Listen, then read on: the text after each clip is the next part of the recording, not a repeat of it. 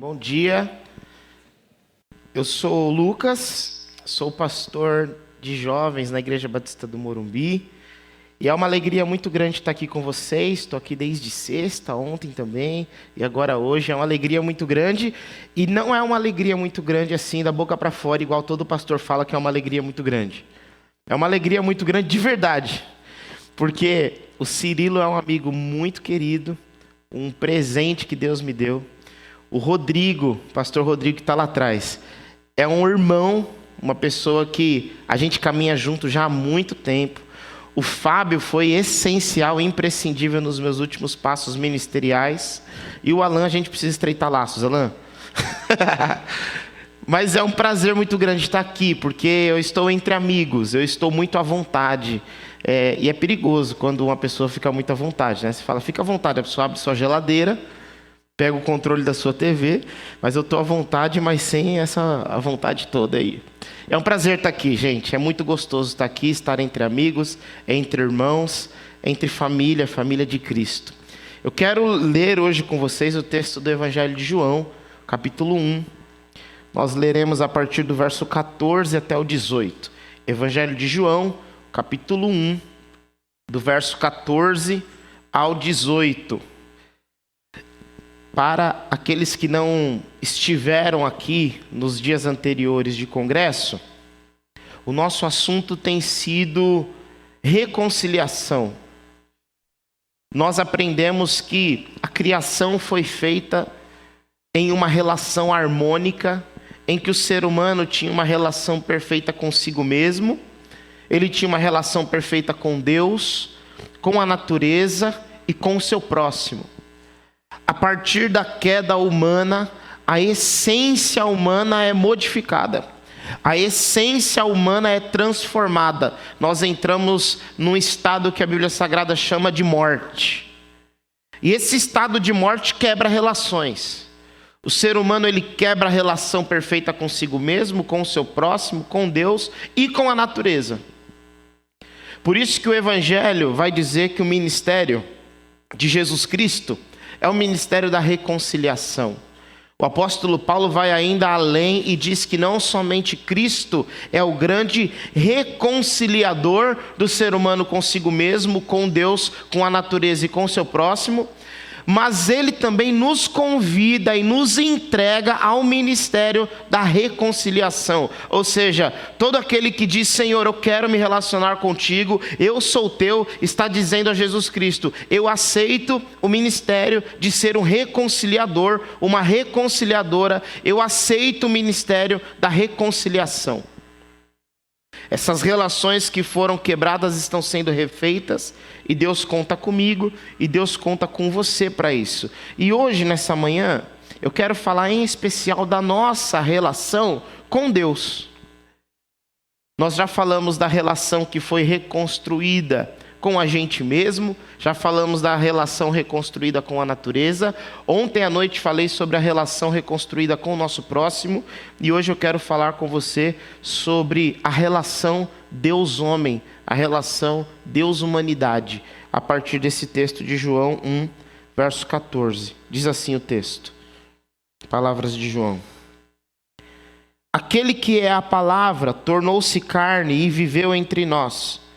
Vimos a sua glória, glória como do unigênito vindo do Pai, cheio de graça e de verdade. João dá testemunho dele e ele exclama, este é aquele de quem eu falei, aquele que vem depois de mim e é superior a mim, porque já existia antes de mim. Todos recebemos da plenitude, de sua plenitude, graça sobre graça, pois a lei foi dada por intermédio de Moisés. A graça e a verdade vieram por intermédio de Jesus Cristo.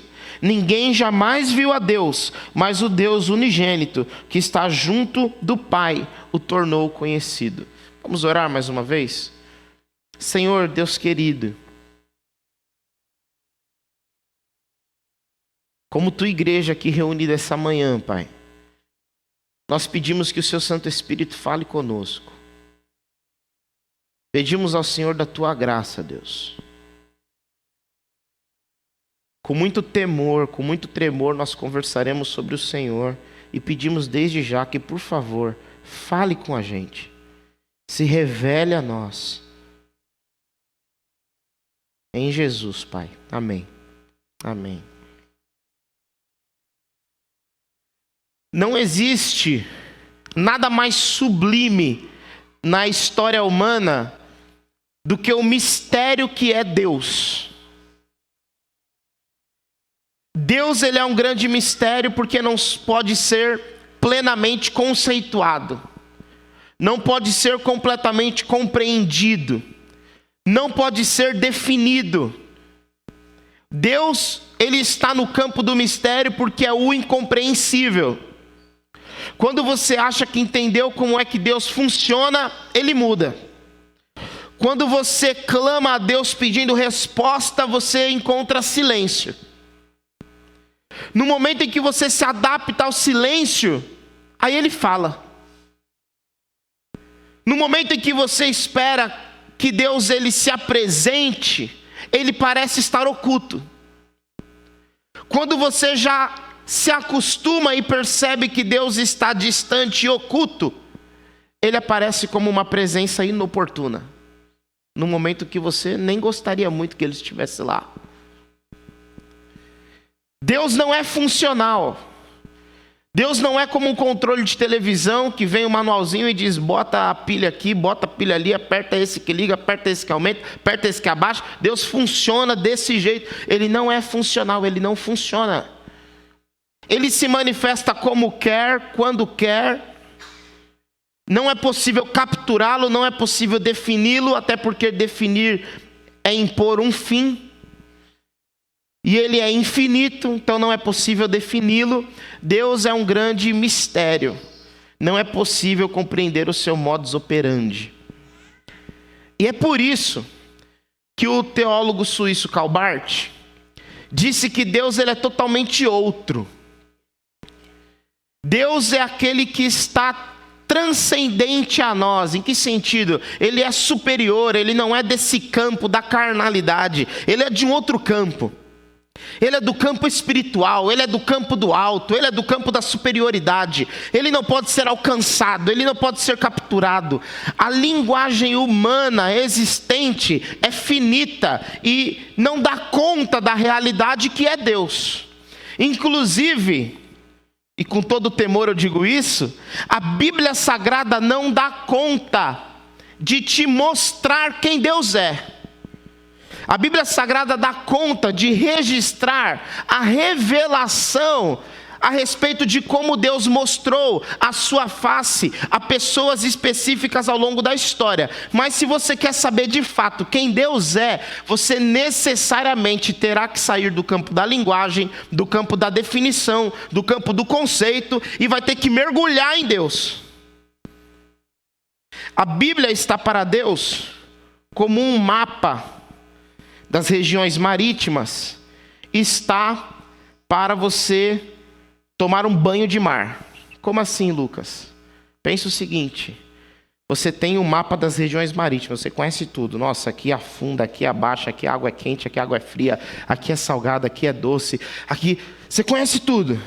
E se alguém perguntar para você, você conhece o mar? Opa, de ponta a ponta. E é assim, é assado, aqui é verde, aqui é assim.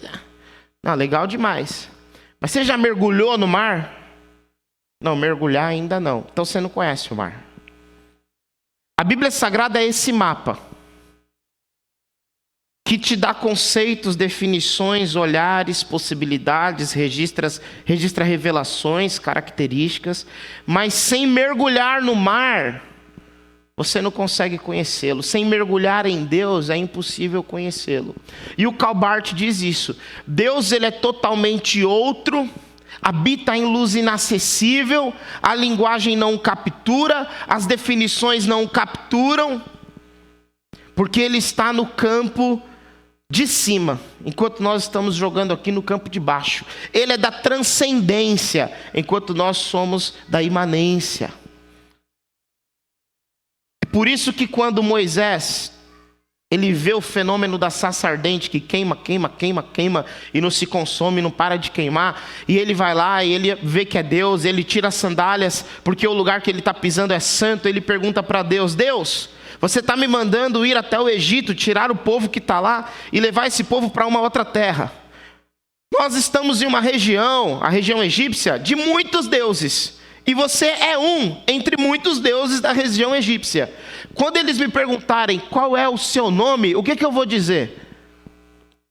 E o que é que Deus responde a ele? Eu sou o que sou. Eu sou o que sou.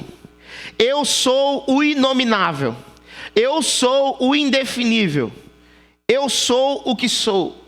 A tradição rabínica vai interpretar esse texto dizendo que o que Deus respondeu foi: eu serei o que serei.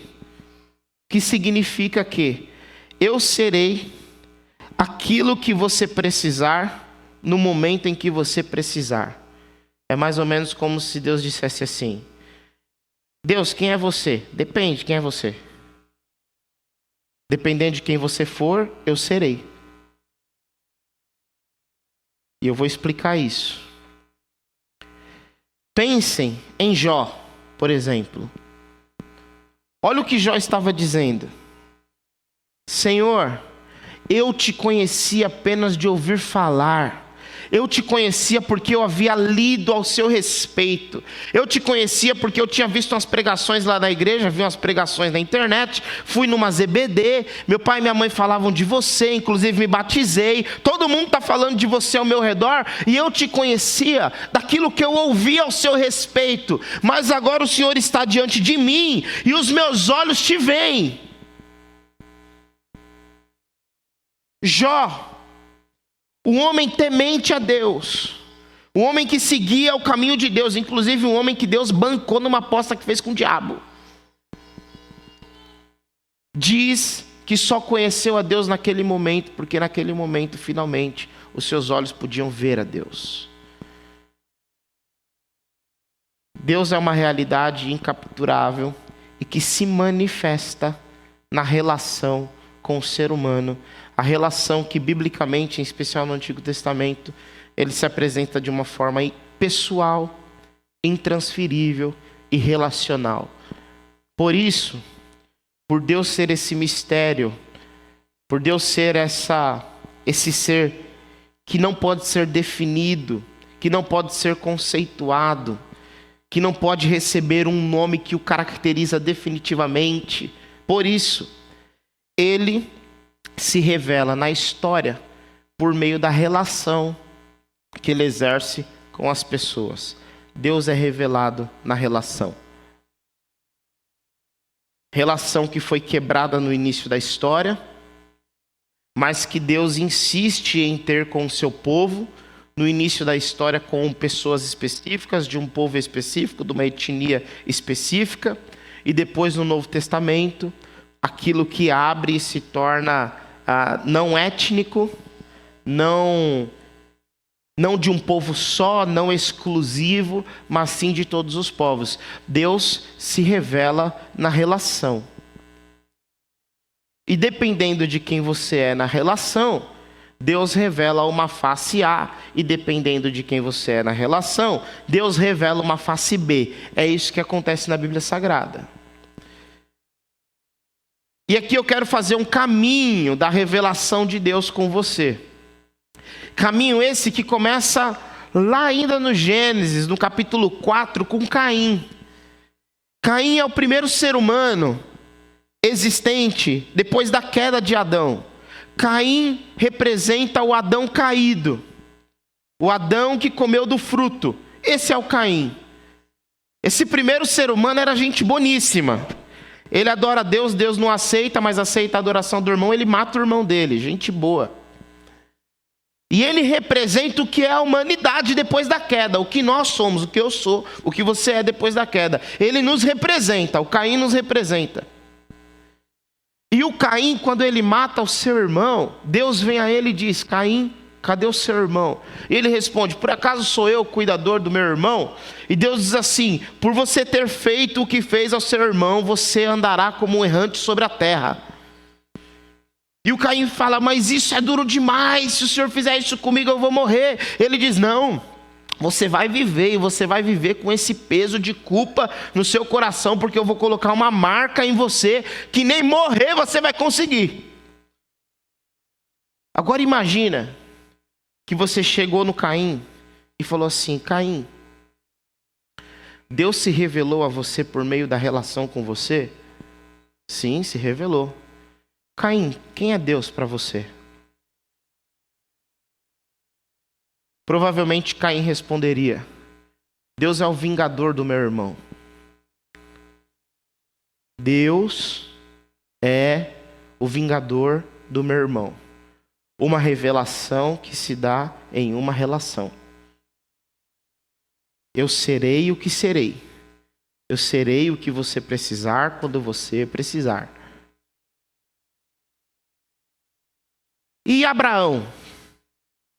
Abraão, ele vivia com o seu pai, com a sua família muito bem, em Ur dos Caldeus, até que Deus um dia aparece a ele e diz: olha, saia da tua tenda, da tua parentela, vá para um lugar onde eu vou te apontar, e eu farei de você uma grande nação. Minha esposa, Senhor, é estéril, não tem problema. Eu farei o ventre dela frutífero. Você terá um filho, que é o filho que nós conhecemos como filho da promessa, que é Isaque. E a partir de Isaque, você será uma grande nação. E tudo aquilo que Deus disse para Abraão se cumpre. Abraão sai da sua terra em obediência ao Senhor. Ele tem de fato um filho. Ele dá uma contornada no meio do caminho, mas ele tem um filho que é o filho da promessa, que é o Isaque. Isso se cumpre e a família dele, a descendência dele começa a ser construída. Se você perguntasse a Abraão, quem é Deus para você? Abraão diria com um sorriso no rosto: Deus é aquele que promete e cumpre. Deus é aquele que diz vai, e quando eu vou, Ele realmente me banca. Ele cuida de mim no caminho, Ele me protege, Ele me guia, Ele me guarda. E aquilo que saiu da boca dele eu posso confiar que é verdade. Inclusive uma vez, eu ouvi uma voz do alto dizendo para eu matar o meu filho. E eu fui até lá, e eu tinha certeza que ou chegando lá, ele ia dar um jeito para eu não matar o menino, ou se eu matasse, ele ia ressuscitar o menino. Porque eu confio naquilo que sai da boca de Deus. Deus se revelou assim para o Abraão. Abraão teve um filho chamado Isaque e o outro chamado Jacó. E o Jacó era um sujeito trapaceiro, um rapaz difícil de lidar. E que ele engana todo mundo, em especial o irmão e o pai. E aí ele mete o pé, vai morar longe. Até que um dia ele está voltando e Deus ele quer mudar a história do Jacó. Deus quer falar assim: Jacó, chega de ser um 171, chega de ser trapaceiro. Agora eu vou transformar a sua história. Você não vai ser mais o trapaceiro, o calcanhar, o Jacó. Agora você vai ser o Israel. E então a Bíblia Sagrada conta que ele luta contra Deus e vence. E Deus modifica completamente sua história naquela luta. Inclusive ali ele ganha um novo nome de Deus, tem sua história redimida, sua história transformada. Jacó recebe de Deus o nome Israel, que é o nome que nada mais nada menos nomeia a nação cujo Deus é o Senhor. Só que o Jacó sai dessa luta com Deus e dessa mudança de nome manco. E se você perguntasse para Jacó: Jacó, quem é Deus para você? Deus é aquele que redime história. Deus é aquele que transforma ferindo. Deus é aquele que redime marcando. Eu manco até hoje. Mas Ele transforma a história. Mas Ele redime a história. Ele é o grande transformador. A nação de Israel vai parar no Egito. E Deus um dia tira a nação de Israel do Egito. E a nação de Israel está contente, está atravessando o Mar Vermelho. E se naquele momento nós perguntássemos: nação de Israel, quem é o vosso Senhor? Eles diriam: é o grande libertador. Eles vão para o deserto e estão lá com Moisés. Moisés tinha uma relação íntima com Deus, relação profunda com Deus. A Bíblia Sagrada chega a dizer que Moisés era amigo de Deus. Olha que bonito isso. Amigo de Deus. Só que Deus e Moisés têm umas conversas que a gente às vezes pula na Bíblia porque são meio esquisitas. Porque Deus fica tão bravo com o povo que Deus fala assim: meu, você quer saber? Eu vou matar todo mundo. Eu vou descer lá porque eu tirei esse povo lá do Egito, eu trouxe eles para cá, eu quero levar eles para Canaã. Eles não param de reclamar, caíram na idolatria, eu vou descer lá e vou matar todo mundo. Aí Moisés, Deus, calma lá, tenha misericórdia. Já pensou aconselhar Deus? Deus, calma lá, pega leve. O que vão pensar do Senhor? Que o Senhor tirou a galera lá do Egito, trouxe para o deserto para matar? Vão sair por aí dizendo que o Senhor é um Deus ruim. É isso que o Senhor quer, ser conhecido como Deus ruim? Aí Deus faz, não é isso não. É meio esquisita essa história, a gente pula. Porque Moisés está aconselhando Deus. E aí Deus fala, beleza Moisés, mas desce lá e dá um jeito. Moisés, cheio de misericórdia, desce e mata mais ou menos 3.000 pessoas. Se você perguntasse, Moisés, quem é Deus para você? Quem é Deus para você? Deus é o grande libertador. Deus é aquele que dá sentido à história de uma vida. Deus é o salvador de um povo. Mas ele é meio passional. Se ele fica bravo, ele quer matar. Então é legal Deus ter um amigo do lado. Deus não pode, né, Deus? Moisés, quem é Deus para você? É meu amigo. Deus é o meu amigo. O Moisés morre. A história desse povo continua e eles vão entrar em Canaã. E agora eles precisam matar o povo que está em Canaã para dominar a terra. Aparece Josué. E Deus é o grande Senhor dos exércitos. Ele mata todo mundo junto com Josué. Se você perguntasse, Josué, quem é Deus para você? Deus é o Senhor dos exércitos, é o comandante de guerra. Deus é aquele que nos ajuda a matar todo mundo. Esse é o Deus para Josué. E aí, dando um salto na história, um dia surge um homem chamado Davi. Um homem segundo o coração de Deus. Esse homem era um ninguém no meio da sua família, no meio da sua casa. Mas Deus o unge rei de Israel. Ele faz um caminho belíssimo, um caminho de integridade até o reinado. Podendo assumir o reinado de forma antecipada várias vezes, ele não o faz. Porque ele é temente ao Senhor. Ele espera o seu momento. Até que ele assume o reinado. Ele é nada mais, nada menos que o maior rei que Israel já teve. Mas em um momento de deslize, ele faz cometer e comete um adultério, que muitos intérpretes da Bíblia dizem que pode ser considerado um abuso, porque a mulher não poderia negar a vontade de um rei. Como se isso não bastasse, ele assassina o marido dessa mulher, que era ninguém mais, ninguém menos que um dos principais soldados que serviam a ele, trabalhavam para ele. E Deus, apesar de vir a Davi e aplicar correções de rota, Deus o mantém no trono. Deus dá a Davi a dinastia que dura para sempre, o reinado que dura para sempre. Jesus Cristo entra em Jerusalém com o grito Hosana, Hosana ao filho de Davi. E se você perguntasse, Davi, quem é Deus para você? Com lágrimas nos olhos, Davi diria, Deus é o grande misericordioso. Deus é aquele que torna maldição em bênção. Deus é aquele que torna destruição em graça. Deus é o grande misericordioso. Deus é o grande cuidador e protetor.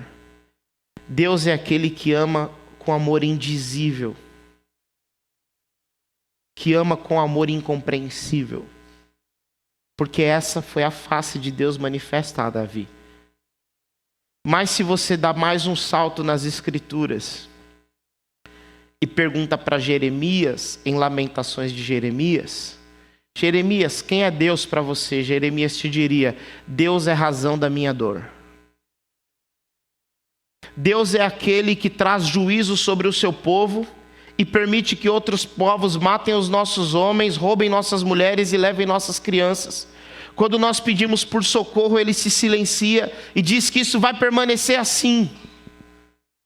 E eu estou do alto de um monte, vendo destruição, e tudo o que posso é lamentar, porque Deus é razão da minha dor. E o Abacuque? O Abacuque, ele ora a Deus e diz: Deus, o nosso povo, o povo de Israel, está demais. Está aprontando, está na idolatria, está na imoralidade, faz alguma coisa. Aí Deus, deixa comigo, eu vou mandar os babilônios irem aí acabar com Israel. Não, calma lá, Deus.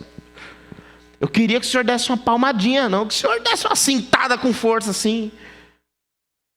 E aí Deus diz para Abacuque: Abacuque, os babilônios virão, destruirão a nação, vai acabar com tudo, vai destruir tudo. O Abacuque diz: Deus, não, calma lá, mas esse é um mal pior do que o nosso povo está fazendo. E Deus diz: não importa, vai ser desse jeito. E aí vem aquela belíssima oração de Abacuque, que ele diz: olha, ainda que a figueira não floresça e não haja fruto na videira, ainda assim eu me alegrarei no Deus da minha salvação. Se você perguntar: Abacuque, quem é Deus para você? Ele diria: Deus é aquele justo juiz que exerce juízo na história. Mas enquanto o seu povo sofre juízo, ele permanece conosco.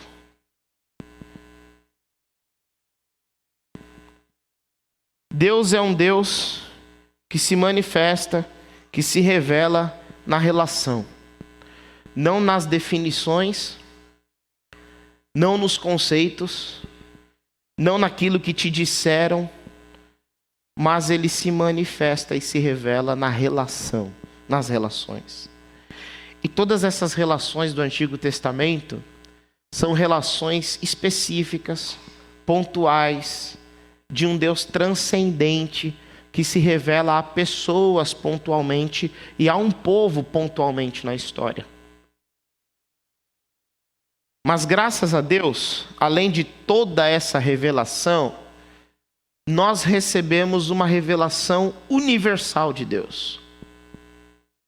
A revelação universal de Deus, que não é só para um povo, mas para todos os povos, que não é só para um tempo, mas para todos os tempos, que não é só para uma pessoa, mas é para toda a gente. Essa revelação universal de Deus é Jesus.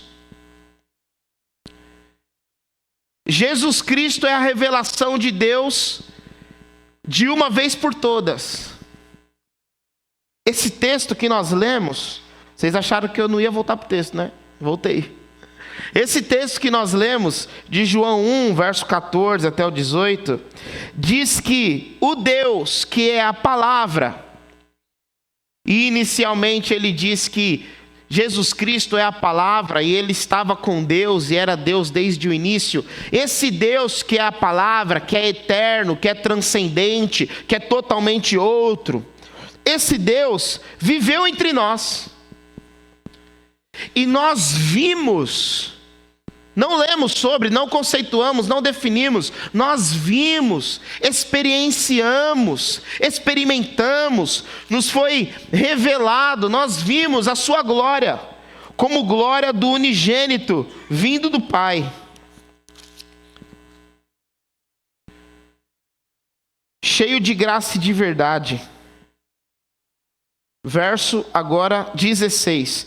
Todos recebemos da sua plenitude graça sobre graça, pois a lei foi dada por intermédio de Moisés, mas a graça e a verdade vieram por intermédio de Jesus Cristo. Ninguém jamais viu a Deus.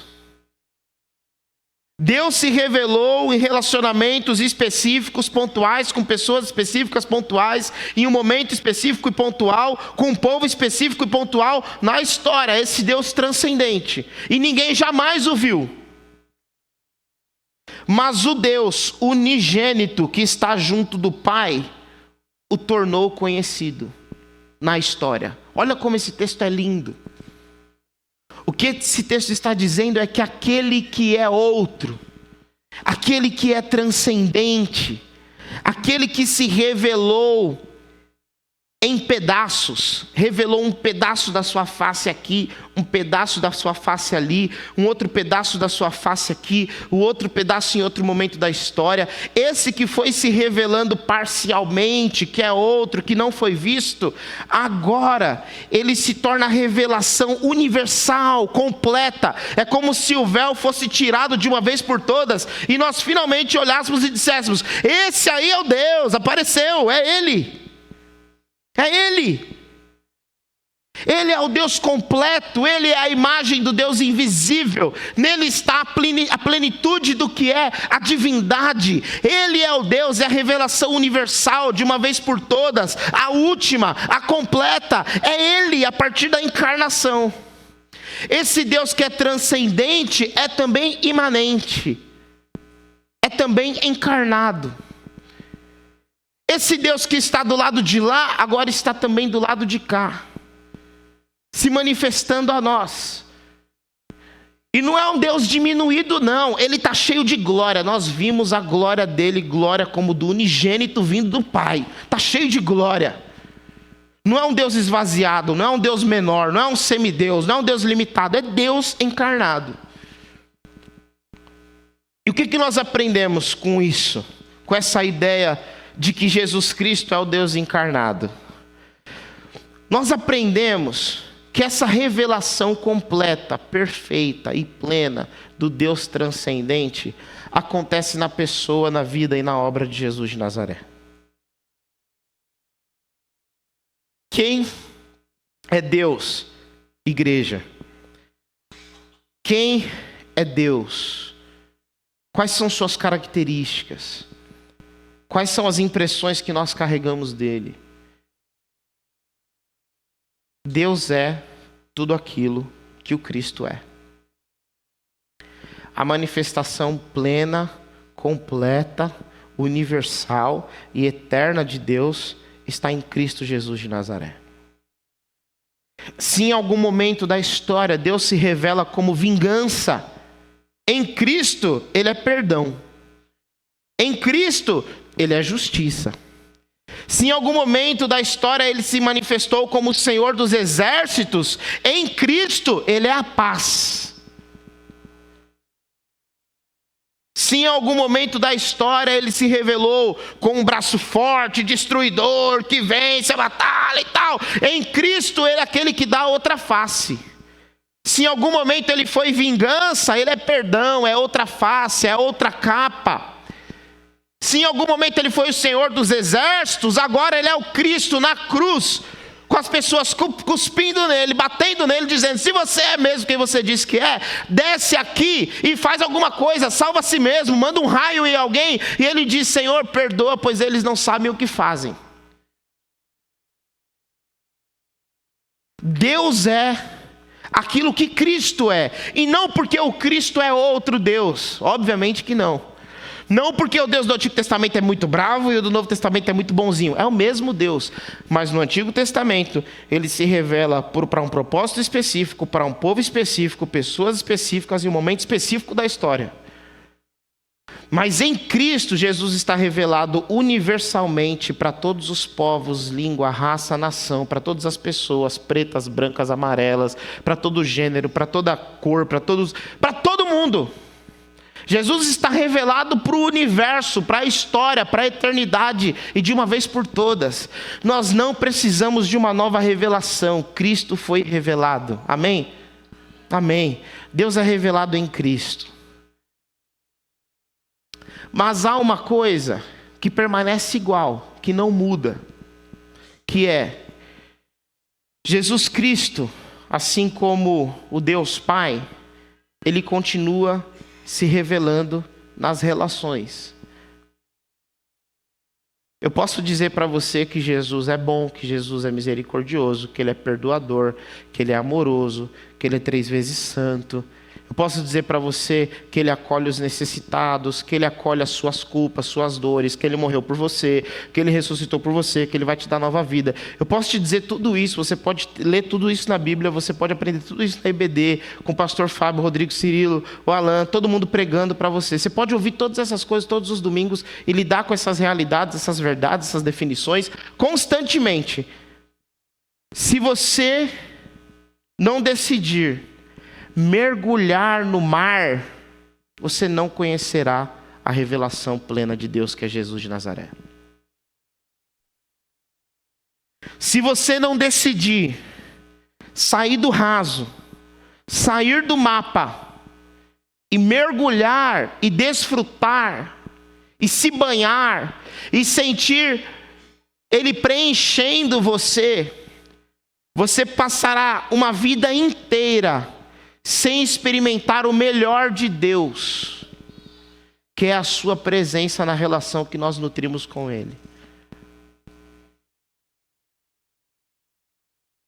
Nós dissemos, durante todo esse final de semana, que as nossas relações foram quebradas.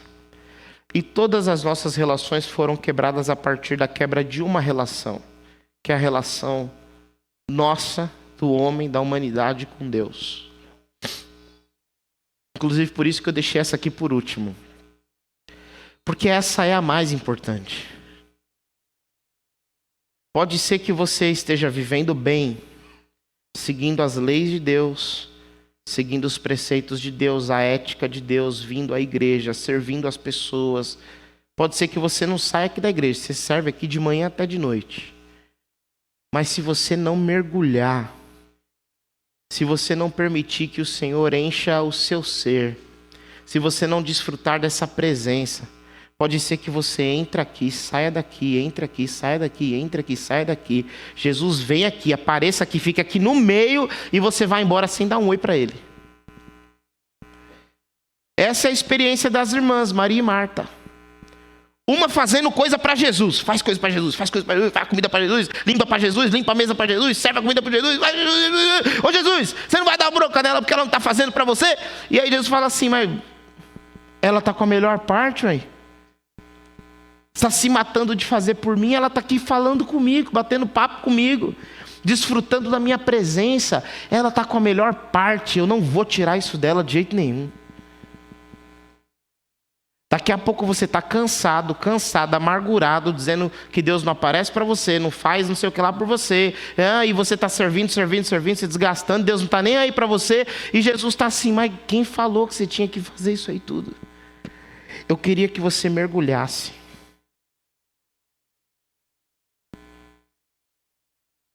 Palavras de Deus em Jesus.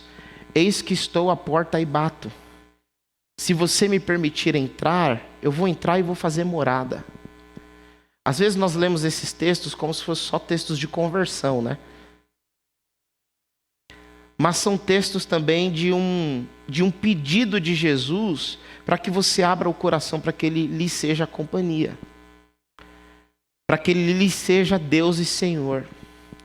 Para que Ele lhe seja consolo, para que Ele lhe seja alegria, para que Ele lhe seja conselho. A manifestação completa de Deus está em Jesus de Nazaré. Ele veio na história. Ele é imanente. Ele não é Deus distante. Ele é Deus próximo. Ele continua não sendo definível nem conceituável, mas agora Ele é conhecido. E se você quer realmente conhecê-lo, experimentá-lo, viver uma experiência legítima com Ele, se relacionar profundamente com Ele, você vai precisar sair só do mapa e você precisa mergulhar fundo.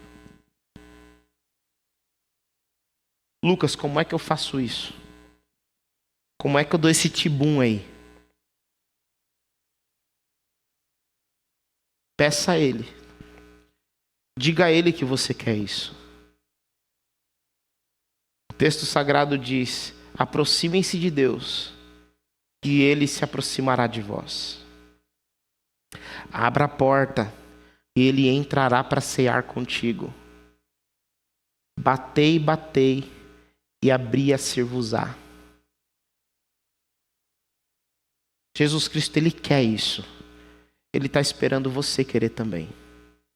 Ora a Deus, abre o seu coração para isso. Faz o caminho de busca para isso.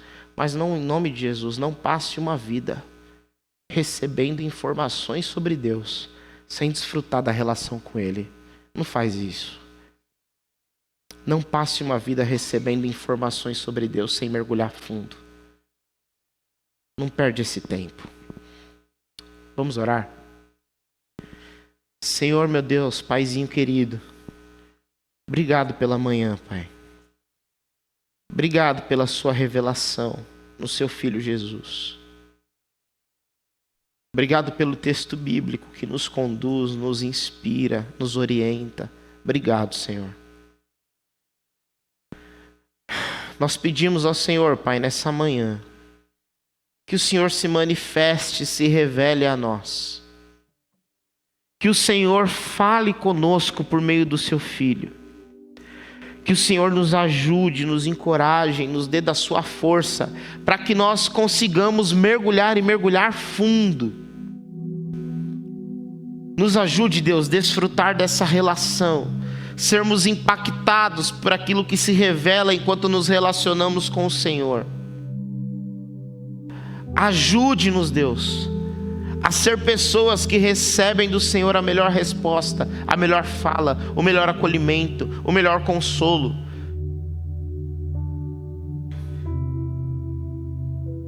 Paizinho, se há pessoas aqui nessa manhã que estão com os corações quebrados, porque há muito tempo já não sentem mais a Tua presença, já não vivem a Tua presença e nem sequer a buscam. Se há pessoas aqui assim essa manhã e que querem dizer assim: eu desejo isso, eu quero fazer esse caminho a partir de hoje, eu peço ao Senhor, em nome de Jesus, dê um fortalecimento especial do Teu Espírito para essas pessoas. Que o Seu Espírito vença batalhas nos corações das pessoas que estão lutando por isso aqui essa manhã. Que o Teu Santo Espírito reconcilie corações, reconcilie intenções, e que nós fiquemos desejosos pelo Seu Filho encarnado, Jesus de Nazaré. Ajude-nos, Pai, a seguir os passos do Seu Filho. Ajude-nos a conhecê-lo completamente, não apenas pelas informações, mas pelo convívio com Ele. Se revele a nós, Senhor. Se revele a nós.